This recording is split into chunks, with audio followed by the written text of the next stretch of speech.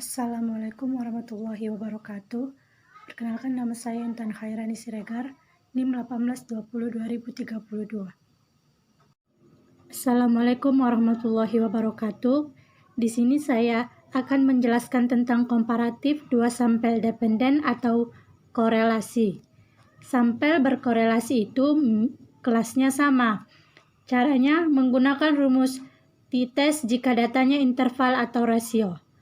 Rumusnya T sama dengan rata-rata X1 dikurang rata-rata X2 per akar dari S1 kuadrat per N1 tambah S2 kuadrat per N2 dikurang 2R dikali S1 per akar dari N1 dikali S2 per akar dari N2, di mana X1 sama dengan rata-rata sampel 1, X2 sama dengan rata-rata sampel 2, S1 sama dengan simpangan baku sampel 1, S2 sama dengan simpangan baku sampel 2, S1 kuadrat sama dengan varian sampel 1, S2 kuadrat sama dengan varian sampel 2.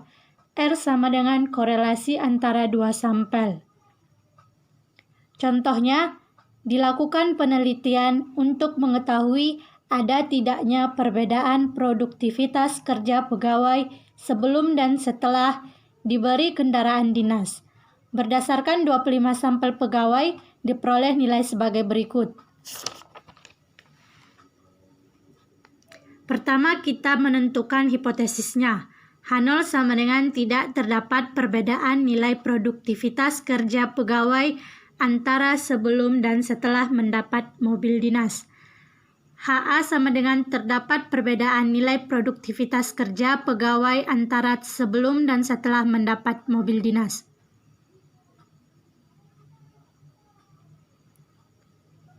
Selanjutnya, kita menghitung satu-satu. Sebelum kita buat jadi data X1 dan sesudah kita buat jadi X2. Pertama, kita mencari X1 kuadrat dan didapatkan hasilnya seperti ini. Lalu setelah kita dapat hasil dari X1 kuadrat, untuk mencari X1 kurang rata-rata X1, pertama kita cari rata-rata X1 dulu dan rata-rata X2. Rata-rata X1 sama dengan sigma X1 per N, yang dimana sigma X1 sama dengan 1850 dan L dan N adalah jumlah data sama dengan 25. Hasilnya sama dengan 74. Sedangkan rata-rata X2 sama dengan sigma X2 per N, 1980 per 25 sama dengan 79,2. Lalu kita masukkan ke sini X1 kurang rata-rata X1 dan kita dapat hasilnya segini. Dan terus kita melanjutkan ke X2, X2 kuadrat dan X2 kurang rata-rata X2 dan X1 kali X2. Kita dapat hasilnya. Selanjutnya kita mencari simpangan baku. Simpangan baku untuk data pertama sama dengan akar dari N dikali sigma X1 kuadrat dikurang sigma X1 dikuadratkan per N dikali N kurang 1, di mana N-nya sama dengan 25 dan sigma X1 kuadrat sama dengan 1250 dikurang 1850 kuadrat per 25 dikali 25 kurang 1. Hasilnya menjadi sama dengan 7,50. Dan sekarang simpangan baku untuk data kedua sama dengan akar dari N dikali sigma X2 kuadrat dikurang sigma X2 dikuadratkan per N dikurang N1, di mana hasilnya adalah 10,17.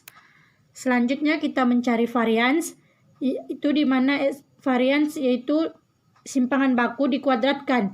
Jadi untuk varians data pertama 1 kuadrat, yaitu hasilnya 56,25, dan untuk varians data kedua itu S2 dikuadratkan, yaitu hasilnya 103,5. Selanjutnya kita mencari korelasi. R sama dengan N dikali sigma XY dikurang sigma X sigma Y. X itu untuk data pertama dan Y untuk data kedua. Per akar dari N dikali sigma X kuadrat dikurang sigma X dikuadratkan dikali N dikali sigma Y kuadrat dikurang sigma Y dikuadratkan. Kita akan mendapat hasil korelasinya R sama dengan 0,862. Selanjutnya kita mencari T. T sama dengan rata-rata X1 dikurang rata-rata X2 per akar dari S1 kuadrat per N1 tambah S2 kuadrat per N2 dikurang 2R dikali S1 per akar dari N1 dikali S2 per akar dari N2. Kita dapat hasilnya T sama dengan negatif 0,422. Kita mendapatkan hasil negatif karena rata-rata dari data pertama lebih kecil daripada data kedua. Harga T hitung tersebut selanjutnya dibandingkan dengan harga T tabel dengan gradien kebebasannya sama dengan N1 tambah N2 dikurang 2. N1 25, N2 25 sama dengan 50 dikurang 2 karena kita memiliki dua data. Jadi 50 kurang 2 sama dengan 48. Apabila taraf kesalahannya ditetapkan sebesar 5%, maka T tabel sama dengan 2,015. Dengan demikian, T hitung negatif 0,422 lebih kecil dari T tabel 2,015. Sehingga kesimpulan dapat kita ambil yaitu H0 diterima dan H ditolak.